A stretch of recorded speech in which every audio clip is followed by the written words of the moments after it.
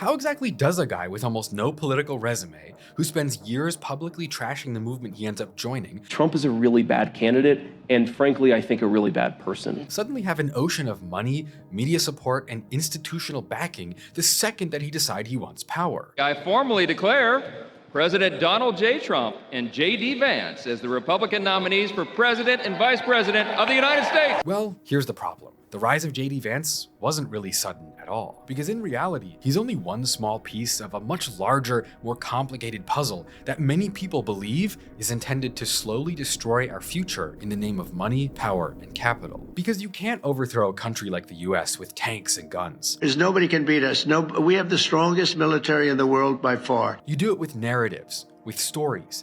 You do it by inviting everyone to believe in their own downfall while making yourself look like the savior. I want you to picture the most American story you can. A kid grows up in a dying steel town in the Midwest. He deals with chaos, danger, and addiction at home. He has no support system. For him, even making it out alive was a dream. But then, against all odds, he gets out. First, J.D. Vance does a tour of duty with the Marines.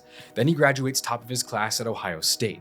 Then he just keeps magically rising higher and higher through Yale Law School, into venture capital. Then he drops a best-selling book. Our guest today grew up poor in the midst of the dysfunctional culture of Appalachia. J.D. Vance and his Hillbilly Elegy. Then he's elected into the Senate, and then finally, he becomes the Vice President of America. So help me God. Congratulations, Mr. Vice President. And he does it all by the age of just 41.